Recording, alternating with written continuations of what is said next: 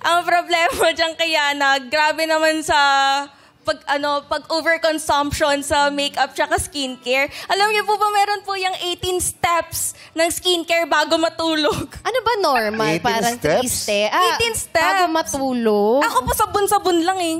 Oo. Sabon tulog na minsan wala pa. Parang nagagalit ka. Parang yung 18 ah. Parang kasalanan kasi na. nga, Ilang steps ba kayo mga boys?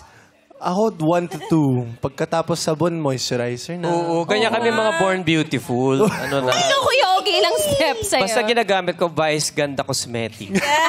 wala ba? Hindi cosmetics. Ako, isang step lang ako. Ano ka ba? Prayer. Wow! Walang filter yan. Naka-step pa yung sa'yo. Di ba baging yung sa'yo? Uy, grabe naman. Sorry. Grabe prayers lang si Kuya Jong. Oh, Pero Ate Kay. Si Sir Ogie kasi, pag nag-step yan, marami. Bakit Kasi small steps. Ako, Darren, ano lang ako, pag sa gabi, tanggal makeup, and then cleanser, and then serum. Yun lang. Wow. Oh. Si Chang Ami talaga marami. Palagi Dami. nasa TikTok. Chang, ano ba yun Ay. sa'yo? naman. Korean skincare yung sa'yo. Yes. Ano lang yon, mga 4 steps siguro. Tas gua siya. Ay, ano yung siya? Yung parang pinang-mamassage sa face. Kasi, syempre, lahat naman tayo mag-age, di ba? Pero, syempre, we also want to take good care of ourselves, our skin, like that. Kaya siguro Tama si naman. Yana, bata pa lang, natutunan na niya yun. O, di ba? Oh, Sige, diba? so okay lang pala. Para naman for herself yun eh. Opo. Eh, gusto ko lang malaman, ano yung 18 steps na yan? Paano na-apply yan?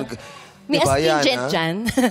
As a prim and proper po kasi talaga, sobra ko po talagang ini-exfoliate yung skin ko. And then, like Chang Ami, nag-gua-sha din po ako. And then, dalawa po kasi yung serum ko, dalawa din po yung moisturizer ko. Meron pa po akong lip mask, face mask, eye mask. Tapos, meron din po akong mga pimple eraser, moisturizer. Basta po, sobrang dami.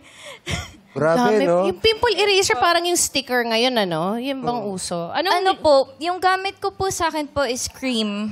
Cream. Yes po. Nai-erase talaga. Ano po, na-erase po siya ng 5 days to 1 week. Oh, hindi pwede yung likod ng lapis. Ito pa po ang Iba. problema, 18 steps. So, sino kaya yung palaging nalilate dyan sa klase? Ay, oo. Ano oras ang klase niyo usually? 8:30. 8:30 a.m. Wala niya po anong oras paano yun? dumadating. Hala ka. Paano yun? Kasi 18, ilang oras yun ako-consume mo? Pag 18 sa steps. morning po, nakukonsume ko po with body is 2 hours po. Hala. Opo. So, ano oras ang gising mo kung 8:30 a.m. ang class? Lately naman po, masipag naman na po ako pumasok ng maaga kasi mas gumigising na po ako ng 4 a.m. due to our organization din po kasi na sinasalihan ko sa school. That's why kailangan po talaga maaga po talaga ako gumising and ayun, mag-ayos. Kasi hindi po ako pumapasok ng school nang wala pong ligo, wala pong ayos. Ilang steps ba papunta sa school niyo? Walking distance ba? Madami. Yun ang mahalaga. Hindi gaano katagal na-consume nung 18 steps? 2 hours. 2 hours. 2 hours. Sabi ko, ang Kaya dami mo 4 nang a.m. pwedeng siya gawin gumigising. dun eh. Wow. Diba? Ang dami mo nang pwedeng gawin dun. Ano yun? Paano yun? Paano kapag, kuyari, puyat ka? Hindi na po ako natutulog pagka ganon. Diretso, ligo, Mas ayos priority na po ako. yung hindi talaga pwede ma-miss sa isang araw. Opo, hindi po pwede. Kasi hindi po talaga ako pumapasok ng walang ayos. As much as possible, gusto ko presentable po ako pagkapasok ko po ng school. Di bali ng late, basta fresh. Yun ang ano. Oo. Pero Motto bata in pa naman life. kayo. Sa totoo lang, fresh kayo kahit wala kayo masyadong gawin. Baka may days na pwede talagang ma-skip nyo lang or ma-lesson para hindi ka malate sa school. Opo, pero ngayon naman po, nakapasok na po ako ng mas early. In-adjust na niya. Yung school lang nag-adjust.